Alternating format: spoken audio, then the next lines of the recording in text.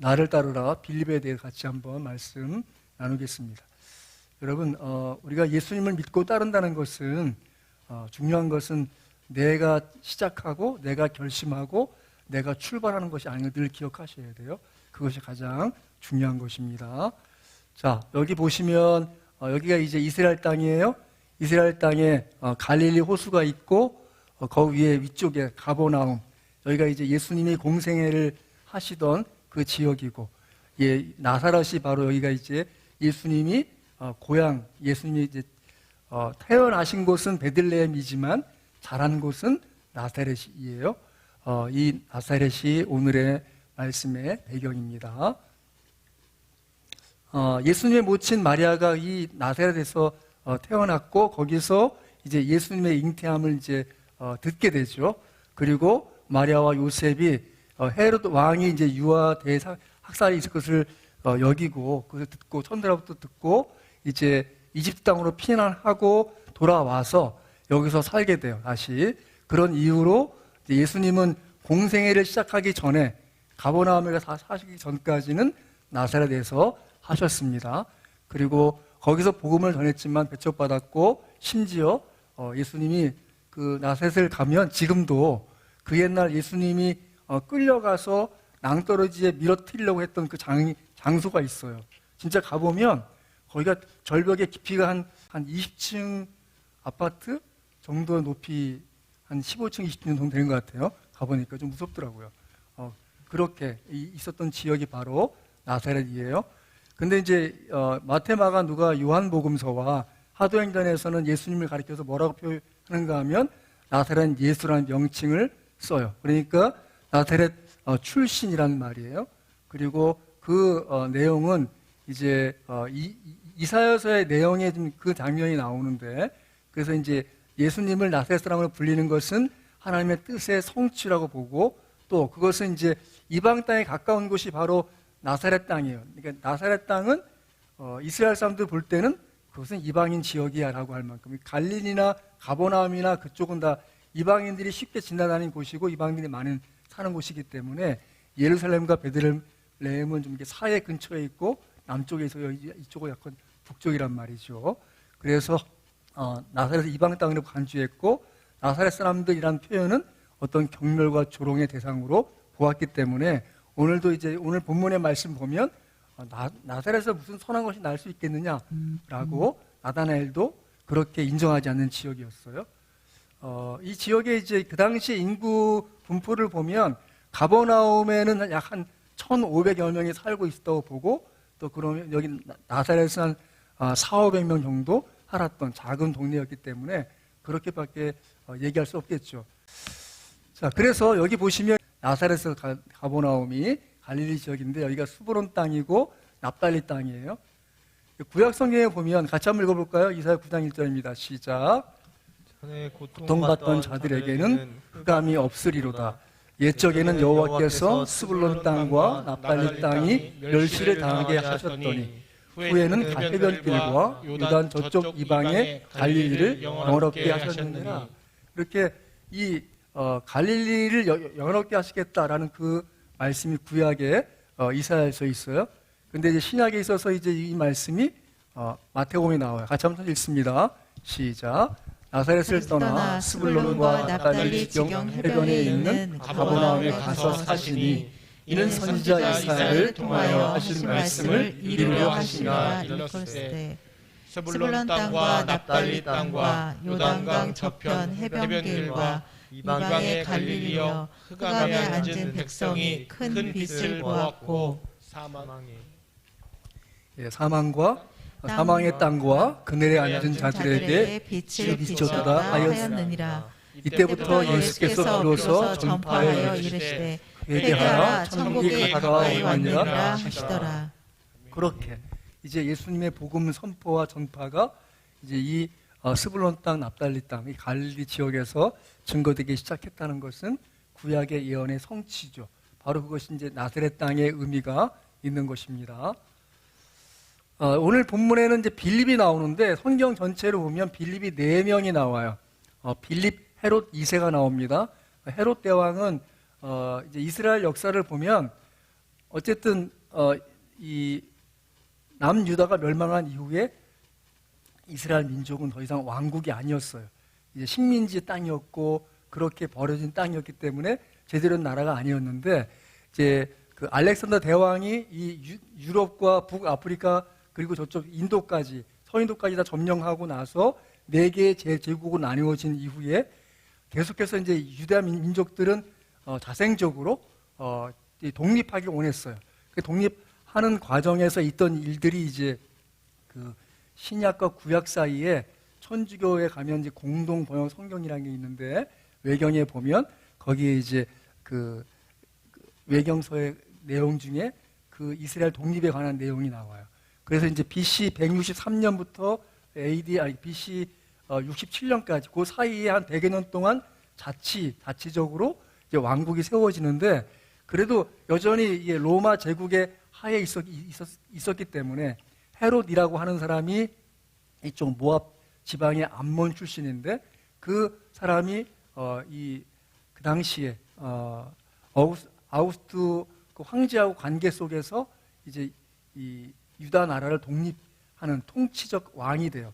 그 왕이 된 이후에 헤롯 대왕이 이제 나오는 장면이 마태복음 2장을 보면 동방박사들이 와서 유대인으로 나신 왕이 어디 있느냐라고 물을 때 헤롯 대왕이 그 왕을 좀 아기를 만나면 나한테 알려줘라 했던 그 왕이 바로 헤롯 대왕이에요. 헤롯 대왕이 BC 4년에 죽어요. 그러니까 그 예수님 태어나신 것이 AD와 BC를 보면 AD 제로인 것 같지만 정확히 말하면 BC 한 4년에 태어나셨어요. 그래서 그 당시에 헤롯 대왕이 또 죽었어요. 죽고 나서 그 아들에게 이스라엘 땅을 4나라로 나누어줘요. 그때 한 왕이 바로 빌립 헤롯 2세고 또 빌립 헤롯 1세가 있었어요. 그 사람들은 이 성경에 나오는 이름들이에요. 빌립 왕이라는 이름이. 그렇기 때문에 제가 알려드린 것이고 또 두 사람이 나오는데 이제 믿음을 가진 사람들 집사 빌립이 있어요. 다음 주에 볼 건데 예루살렘 교회에서 처음으로 7 집사를 세울 때 그 중에 한 사람이었어요. 믿음과 성령이 충만한 사람이었고 스데반의 순교 때문에 예루살렘에 이제 대대적인 핍박이 일어났을 때 유대인들이 이제 배척하던 사마리아 지역으로 가서 거기서 복음을 전파했죠. 또 예루살렘에서 그 가서로 가는 도중에 에티오피아 여왕 간다게 네시에게 복음을 전하고 그로 인해서 에티오피아에 드디어 이제 기독교가 그 당시부터 지금까지 에티오피아에서는 지금도 그런 그러니까 자기들의 복음의 근원을 어디까지 보는가 하면 이 사도행전 8장에서부터 시작됐다고 봐요. 그 에티오피아에서는 그렇게 중요한 그 전도자가 바로 빌립이에요. 근데 같은 사람이 또 나오는데 오늘 본문에 나오는 사도 빌립입니다. 이 사람은 이제 베사야 출신이고 어부였어요. 그러니까 베드로와 안드레의 아마 친구 같은 그런 동료 어부였고 오늘 이제 본문에서 나다나엘을 전도할 때 빌립이 안드레와 함께 전도하게 되죠. 그리고 이제 오병이어의 이적을 만났을 때 그 당시에 예수님이 빌립에게 물어봐요. 빌립이 이 5,000명이 되는 사람에게 떡을 먹으려면 한 200데나리온 듭니다. 벌써 다 계산이 끝난 거야. 5,000명에 나누기 얼마 하면 결국 한 200데나리온 들 거라는 것을 예수님께 말씀드리는 그렇게 좀 계산이 빠른 사람이고 반면에 소심하고 소극적인 성품을 갖고 있는 사람이에요. 왜 소극적이냐 하면 요한복음 6장을 가면 그 헬라인들이 예수님을 만나기를 원해요. 그런데 빌립이 직접 예수님께 얘기하지 않고 빌립이 안드레에게 얘기해. 안드레가 예수님께 얘기하고. 그러니까 어떤 의미로서는 적극적으로 무언가 예수님께 요구하고 어떤 답변을 듣는 그런 태도는 보이지 않지만 이제 또 마지막에 그 요한복음 14장을 가면 예수님께 또 새로운 질문을 해서 정말 이 사람 믿음이 있었는가 싶은 질문을 남기는 사람이에요. 이 사람은 나중에 이제 소아시아에 가서 전도하다가 히에라볼리스라고 하는 곳에 가서 순교한 것으로 역사가 요세푸스가 증거하고 있습니다. 자, 사도 빌립을 같이 볼게요. 자, 요한복음 1장 43절 같이 한번 읽습니다. 시작. 이튿날 예수께서 갈릴리로 나가려 하시다가 빌립을 만나 이르시되 나를 따르라 하시니 빌립을 만나십니다. 빌립을 찾아가시고 빌립을 만나세요. 여러분, 신앙은 예수님을 만나는 것부터 시작되는 것입니다. 이번 주에 금요일 날 우리 교회를 안 나가는 자매를 만나게 됐어요. 그분이 하는 말이 궁금해하는 게 이거예요. 자기는 못된 신앙이냐. 근데 자기 어머니를 보면 믿는 거 정말 믿는 게 뭔지 모르겠대. 무슨 말인가 들어보니까 어머니가 새벽 기도도 안 빠지는 분이세요. 얘기 들으니까. 근데 제가 이제 물어봤어요. 그러면 어머니는 예수님을 모시고 사는 것 같으냐? 그랬더니 그런 것 같지는 않대. 무슨 말이냐면 교회를 다니지만 종교심에 의해서 다니는 거죠. 뭔가 신앙생활, 예수님과의 관계 속에서 출발한 것이 아니라 자기의 종교적 열심으로 새벽기도 나가고 수요 예배 나가고 모든 예배를 빠지지 않고 참석하는 것처럼 보이기 때문에 그 딸 된 사람이 나이가 50이 됐는데 어머니 보고 예수님을 볼 수 없는 거예요. 그분이 예수님 때문에 뭔가 용서하고 예수님 때문에 뭔가 참고 베풀고 하는 것을 본 적이 없다는 거죠. 여러분 어떠세요? 여러분 지금 이 예배 시간이기 때문에 교회에 나와서 앉아 있습니까? 아니면 예수님과 관계 속에서 예수님을 알고 싶고 믿고 싶고 그분을 신뢰하고 사랑하기 때문에 나오셨습니까? 예수님과 관계 없다면 미안한 얘기지만 절에 가서 생활하는 것이나 교회와 생활하는 것이 같은 거예요. 절에 가서도 열심히 부처 그 석가모니상 앞에 엎드려서 기도할 수 있습니다. 근데 석가모니가 이 땅에 사는 동안에 나를 향해서 기도해라, 내가 들어주겠다라든지 내 이름으로 기도하면 내가 들어주겠다라든지 그런 기도의 약속을 주었습니까? 그런 거 없어요. 그냥 다 모든 인간이 갖고 있는 가장 기본적인 종교심에 의해서 세워있는 돌부처 앞에서 그 금부처 앞에서 엎드려 절할 뿐이지 정말 예수님과의 그 관계 속에서 신앙생활 하는 것처럼 그 석가모니와 관계가 뭔가 있어서 가서 절에 갑니까? 그렇지 않죠. 여러분 어떠세요? 여러분 혹시라도 여기 지금 부처상이 있어서 하는 여러분의 태도와 부처상이 없고 십자가 있어 하는 태도와 똑같지 않으십니까? 그렇다면 여러분은 바른 신앙이 아닌 것이죠. 무슨 말이냐 하면 여러분이 인격적으로 예수님과의 관계 안에 있으셔야 돼요. 그 예수님의 십자가의 죽으심이 나의 그 죄를 용서하신 내 모든 죄의 값인 죽음을 대신한 죽음인 것이 내 마음에 받아들여지고 뭔가 생각이 되고 이 말씀의 언약들에 대해서 내게 깨우쳐 주시고자 하시는 그 예수님의 가르침으로 받아들이기 시작하지 않으면 여러분 자신을 생각해 보세요. 예수님과의 관계가 있습니까?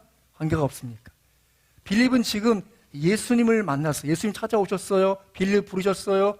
나를 따르라고 말씀하셨어요. 그 관계 안에 들어갔기 때문에 빌립의 믿음이 시작된 것이. 그렇지 않으면 그 믿음은 출발된 것이 아닌 것이죠. 여전히 마찬가지입니다. 제가 우리 청년들, 우리 어린이부 청소년들을 위해서 기도하는 것 중에 하나는 예수님을 만나기 위해서 기도합니다. 그들이 예수님 만나기 전에는 그들의 신앙은 출발된 것이 아니기 때문에 그렇죠. 여러분도 여러분의 이웃 누군가를 위해서 기도한다면 단순히 믿음 갚기를 위해서 기도하는 것이 아니라 하나님 예수님 만나게 도와주옵소서 그의 생각으로 마음으로 예수님의 살아계심을 느끼고 깨달을 수 있도록 도와달라고 기도될 줄 믿습니다. 예수님을 만나는 것이 신앙의 출발입니다. 만나지 않으면 신앙이 출발된 것이 아닙니다. 예수님께서 말씀하십니다. 나를 따르라. 그 말씀하심 앞에 정직하게 반응하여서 그분을 따라가는 그 시작의 시점에 있는 사람이 바로 빌립인 것이에요. 빌립은 그 이후로 지속적으로 예수님을 따라갑니다. 그와 예수님과 그 모든 동행을 함께하고 같이 갑니다.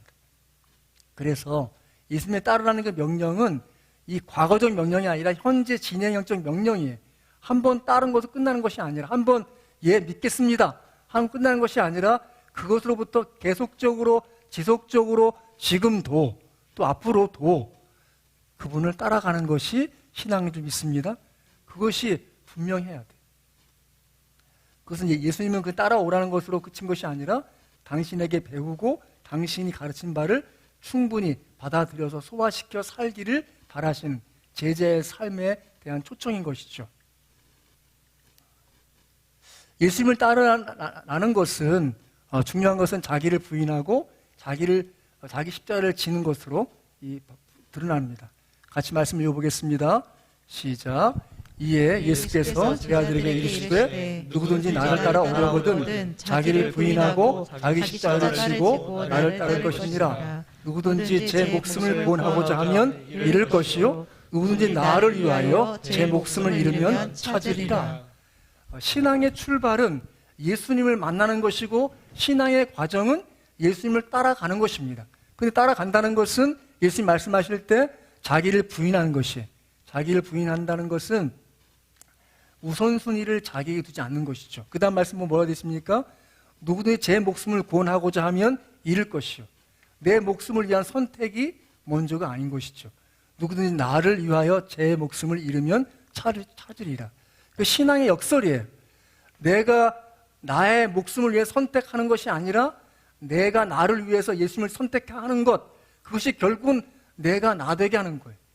내가 나를 위해서 뭔가 선택하는 것이 우선순위가 있는 것이 아니라 예수님을 향하여 우선순위를 둘 때만이 그 모든 것이 질서를 잡히는 삶으로 나가는 것이죠. 그 자기 십자가를 지는 것을 말씀하고 있습니다. 그래서 이 빌립의 삶을 보면 이것이 있어요. 이렇게 이제 이 1장부터 예수님을 따라가는 빌립이 14장에 이제 13장에서 예수님이 죽으실 것을 말씀하시고 제자들의 발을 씻겨줘요. 근데 14장에서 예수님이 이제 내가 떠날 것이다 라고 말씀하시는, 나는 길이요 진리요 생명이라고 말씀하시는 그 장면 바로 직후에 빌립이 묻습니다. 같이 한번 읽어볼까요? 시작. 빌립이 이르되 주여 아버지를 우리에게 보여주시옵소서. 그리하면 족하겠나이다. 빌립이 그렇게 예수님을 3년이나 따라다녔어요. 그런데 빌립에게 아직 남아있는 질문이, 숨어있는 질문이 있었어요. 그것은 무엇인가 하면 예수님이 행하신 모든 기적과 가르침, 오케이, 아멘, 믿습니다 하고 있었는데 그래도 뭔가 부족한 게 있어요.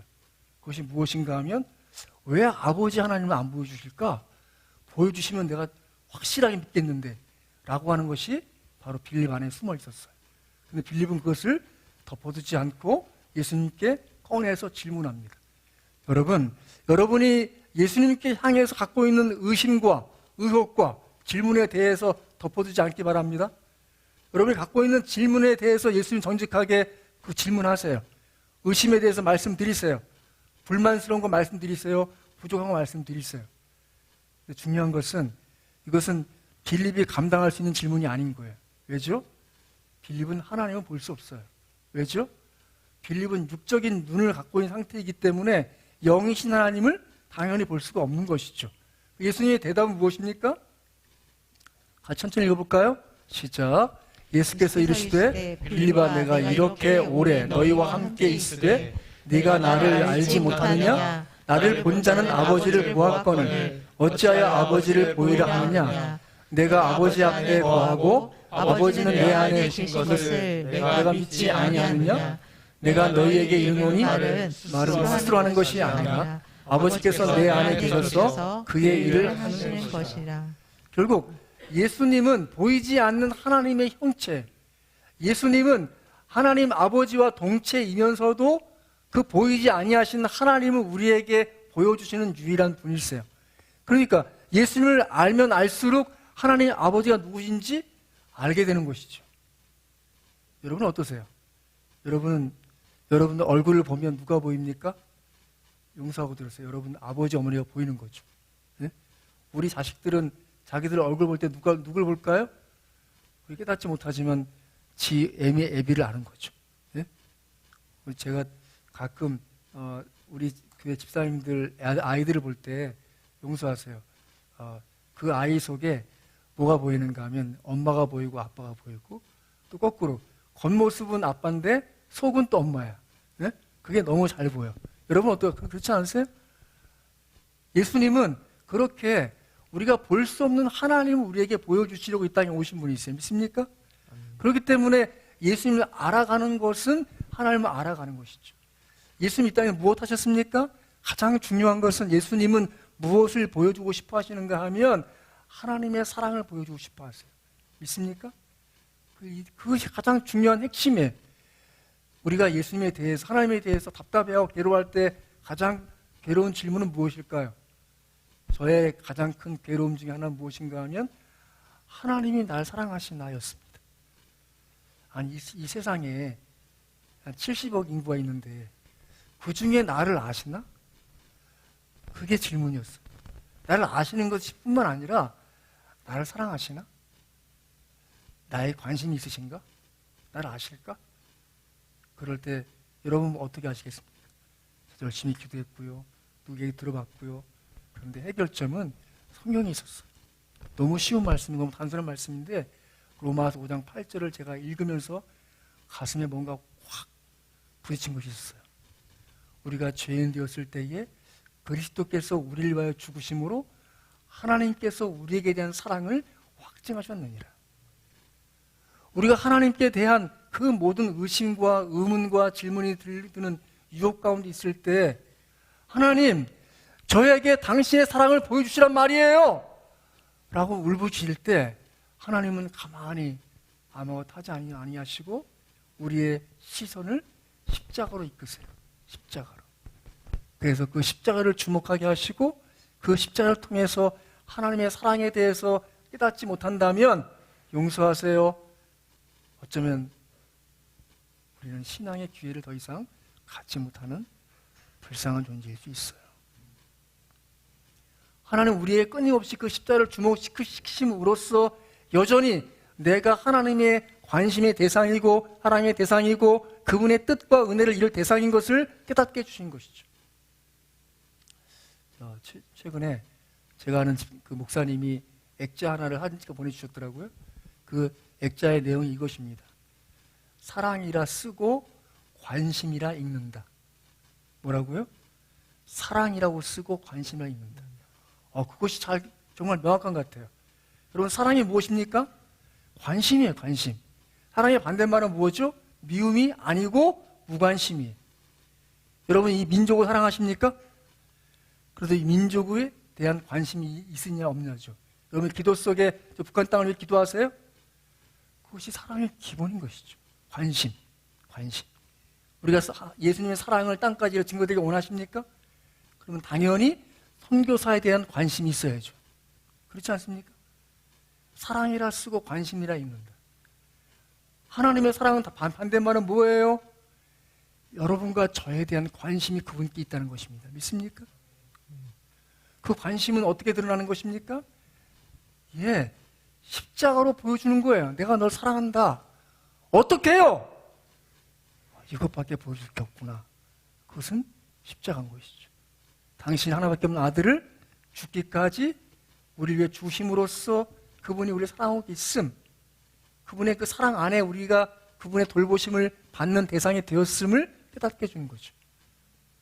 아까 그 액자의 그 다음 말은 이것입니다. 소망이라고 쓰고 믿음이라고 쓰고 걸음이라고 읽는다. 걸음. 그냥 단순히 믿는 것은 믿음, 마음 안에서 있는 것이 아니라 우리의 발로 무언가 옮겨가는 것이죠. 여기 예배 왜 오셨습니까? 여러분의 몸을 이 예배당으로 이끌어 오면서 결국은 내 믿음이 있음을 드러내는 행위를 한 것이죠. 그 믿음은 걸음이에요. 무언가 계속 걸어 나가는 것이죠. 이 세상이 흔들리고 사람들은 주를 떠나도 나는 주를 섬기리. 제가 어젯밤부터 오늘까지 계속 그 찬양이 나오는 거예요. 그래서 오늘 마지막 찬양 바꿀까? 그러다가 아니야, 다음 주에 부르자 하고 안 바꿨는데, 세상 흔들리고 사람들 주를 떠나도 나는 주를 섬기리. 이 고백이 저의 고백이 있고 여러분의 고백 되길 바랍니다. 아멘. 그렇습니다. 믿음은 걸음이에요. 뭔가 내가 갖고 있는 믿는 바를 내 몸으로 드러내는 것, 그것이 믿음인 것이죠. 그 과정에서 기도도 하는 것이고 말씀을 묵상하는 것이고 하나님의 뜻을 깨달은 것을 실천하는 것이 바로 믿음이지요. 여러분, 우리 주님은 여러분을 사랑하십니다. 아멘. 여러분에 대한 깊은 관심으로 우리의 삶을 돌보기 원하시고 그분의 뜻이 이루어지는 방향으로 우리를 인도하기 원하십니다. 그 믿음을 놓치지 않길 바라요. 그래서 우리 예수님께서 우리에게 끊임없이 그분 하나님 아버지가 어떤 분이심을 보여주시는 분이신 거죠. 예수님을 따른다는 것은 자기를 부인하는 것이죠. 바로 옛 피조물로서의 옛 자아가 가지고 있는 혈과 육의 본성을 쳐서 복종시키는 것입니다. 여러분 잊지 마십시오. 우리의 몸은 본능과 본성이 있어요. 본능은 무엇입니까? 내 육신적 필요에 따라 움직이고 싶어하는 거예요. 그것을 제어하지 못하면 믿음의 삶에서 무너지는 것이죠. 자기 본성에 대해서 깨닫고 있어야 돼요. 여러분, 우리는 가만히 두면 그냥 떨어지는 낙엽처럼 당연히 땅에 떨어져요. 가만히 두면 신앙은 더 나빠져요. 어려워져요. 더 힘들어져요. 무언가 하나님의 뜻과 은혜의 주목함을 받는 자극과 도전이 필요한 존재가 바로 우리 자신이죠. 같이 한 말씀 읽어볼까요? 시작. 내가 그리스도와 함께 십자가에 못 박혔나니 그런즉 이제는 내가 사는 것이 아니요 오직 내 안에 그리스도께서 사신 것이라. 이제 내가 육체 가운데 사는 것은 나를 사랑하사 나를 위하여 자기 자신을 버리신 하나님의 아들을 믿는 믿음 안에서 하는 것이라. 그렇습니다. 바로 내 자신이 십자가에 못 박혀 죽었고 내 안에 새로운 영이신 그리스도의 영으로 더불어 사는 내가 내 육신적 그 본능과 본성을 컨트롤하는 상황에 자라도록 나가는 거예요. 내가 내 몸으로 사는 존재가 아니라 내 안에 영으로 사는 존재고 영의 훈련받은 이 혼적인 힘으로 사는 거예요. 그런데 이것이 뒤바뀌면 어떻게 됩니까? 세상 대부분 사람들은 몸으로 살고 혼으로 살아요. 영은 죽어 있기 때문에 아무런 의미가 없죠. 하지만 예수 믿는 사람들은 그분의 영이 들어오셔서 내 영을 살려주셔서 그 영적인 힘이 내 혼을 좌우하죠. 나 못할 거야 하는데 하나님 말씀에 순종하고 싶은 마음이 들어요. 해야겠는걸? 그걸 하게 되죠. 그걸 감당하게 돼요. 또 신기한 건 그걸 감당할 때 하나님 또 다른 은혜를 주세요. 되네? 되는 것이죠. 그래서 더 이상 몸이나 혼에 의지하지 않고 영의 힘으로, 영이 이끄는 그 혼의 힘으로 살아가는 거예요.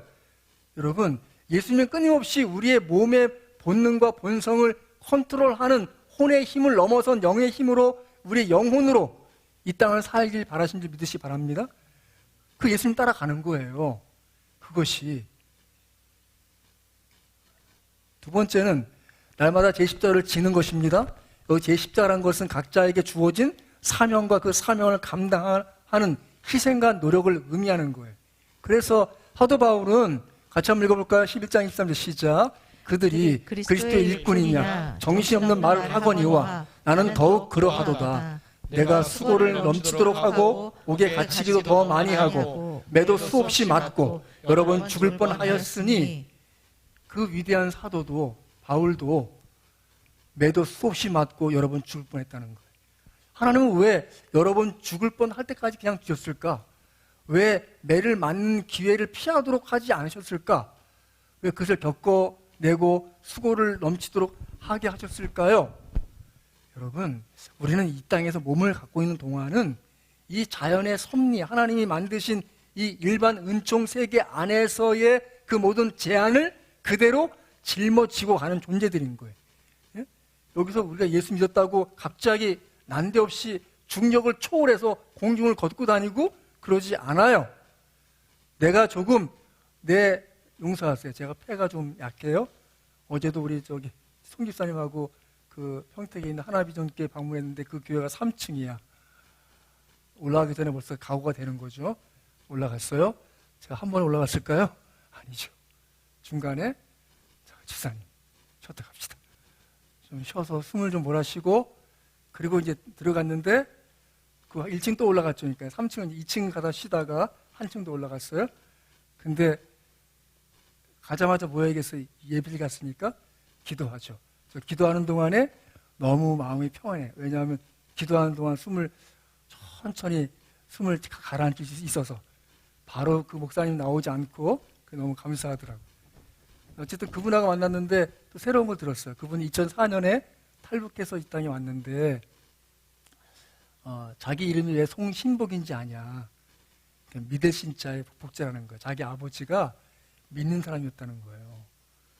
그러니까 아버지가 늘 기도하는 걸 보고 컸대요. 그러니까 북한에서 김일성, 김정일 시대에 그 아버지가 아무도 모르게 그 딸은 아는데 기도하고 신앙생활을 한 것이죠. 여러분, 지금 북한 땅에서 여전히 믿음 생활하는 사람이 있을까요? 저는 있다고 믿습니다.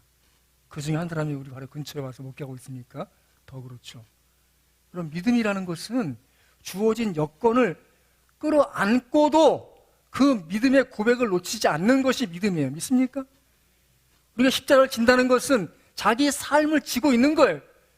십자가를 벗어버린다는 것은 자기 삶을 버려버린다는 것이. 예수님은 당신이 지고 있던 그 십자가를 충분히 지고 하셨어요. 유대인이라는 그 삶의 한계와 나사렛 사람이라고 하는 멸시와 또 그렇게 사람들로부터 존중받지 못하는 그 삶을 끌어안고 주어진 그 십자가의 길로서 걸어가심으로써 우리에게 본을 보이신 줄 믿습니다. 여전히 우리의 삶은 어떻게 보면 축복의 은혜의 자리이기도 하지만 뒤집어 보면 그것은 십자가의 자리인 거예요. 여러분이 그 삶을 감당하셔야 되기 때문에 그 자리에 놓으신 거예요. 심지어 여러분이 갖고 있는 건강과 여러 가지 제약 그대로 용서하세요. 머리가 좀 안 좋은 것 같으세요? 그것을 갖고서도 주 예수를 사랑하고 주 예수를 믿고 그분을 따라갈 수 있을 만큼의 믿음으로 표현해내도록 그 은혜를 주신 것입니다. 믿습니까?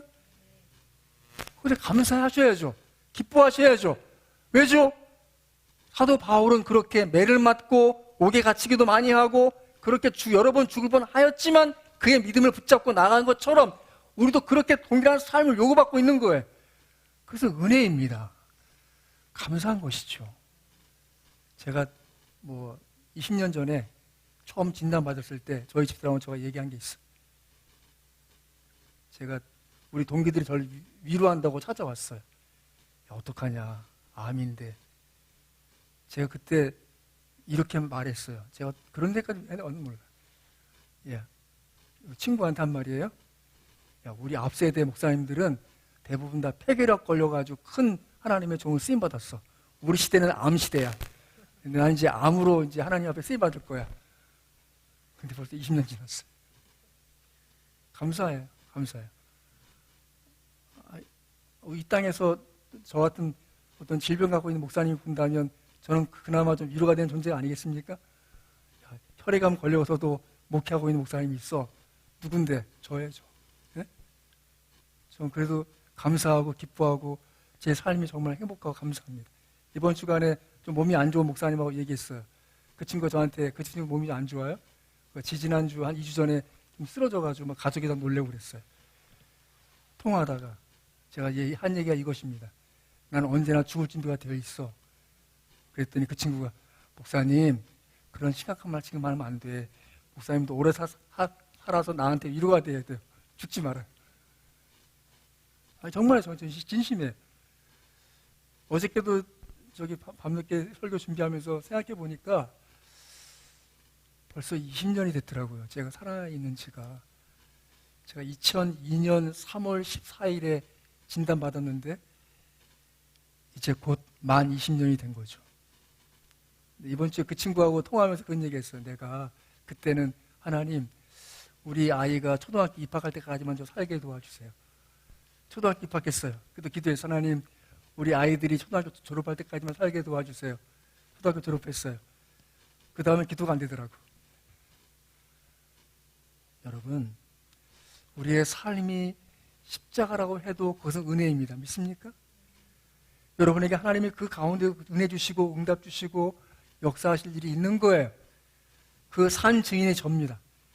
지난 20년 동안 목회하면서 말할 수 없는 많은 은혜를 받은 것 여러분이 증인 아닙니까? 나 집사님 증인인 거 맞습니까? 이 주보 그 책을 왜 묶었냐 하면 나영환 집사님이 2004년도가 지났을 때 목사님 주보를 책으로 좀 엮지요.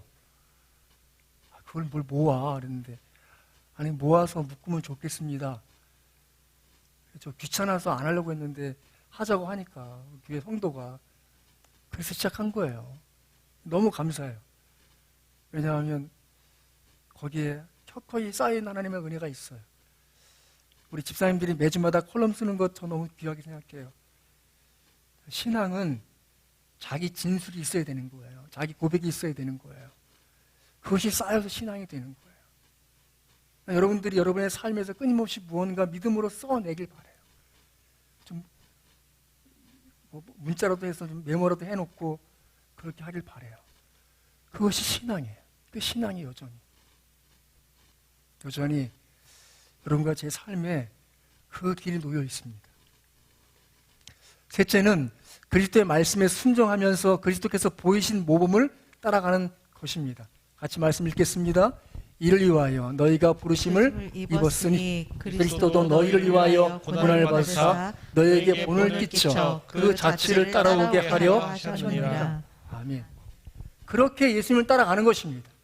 어느 한순간에 끝나는 일이 아니라 지속적으로 그리스도를 바라보고 그분을 생각하고 그분을 기억하고 행해야 되는 것이죠. 사랑하는 여러분, 교회에 와서 주차할 때 조금 일찍 오면 이 건물 끝에 주차해 주세요. 주차 가서 보세요. 제일 끝에 주차한 차가 누군지 아십니까? 누구 차인지? 우리 전사님 차예요. 오늘 아침에 오면서 마음에 참 감사한 마음이 들었어요. 왜 거기서 세웠을까요? 예, 늦게 오시는 분들, 필요한 분들 앞에 대시라고 제일 끝에 대신 거예요. 저는 어디에 됐을까요? 저는 중간에 됐어요. 걸어오기 힘들어서 이 앞에 못 대고 또 다른 사람 생각하니까 제일 끝에 안 되고 전사 옆에 될까 하다가 아니야, 내 몸이 힘들어 하고 중간에 됐어요. 왜 그런 거죠? 그리스도를 생각함으로 참는 것이 복입니다. 믿습니까? 그것이 신앙이에요. 늦게 오시는 분들이 여기까지 들어와서 될 수 있게 도와주는 것도 신앙의 배려고 그 실천인 것이죠. 그분의 자취를 밟는다는 것은 그런 구체적인 실천이 있는 것입니다. 십자가로 예수님을 지고 십자가를 지고 예수님을 따른다는 것은 우리에게 각자에게 주어진 삶의 자리가 있습니다. 그것이 십자가이고 그 안에서 은혜와 진리를 드러내고자 하시는 하나님의 뜻을 이루어 드리고자 할 때 그 치료해야 할 희생이 있고 수고해야 될 노력이 있어요. 그것이 십자가를 지고 가는 것이. 예수님을 따라간다는 것은 내가 치료될 희생을 감사함으로 감내해내는 것이에요. 내가 해야 될 수고를 노력함으로 이루어내는 것이에요. 그것을 해내면 기쁨이 있습니다. 감사가 있습니다. 평안이 있습니다. 그것은 진실입니다, 여러분. 여러분들이 예수님 생각함으로 향하는 모든 것에 그렇게 하나님의 뜻의 성취가 있다고 믿으시기 바랍니다.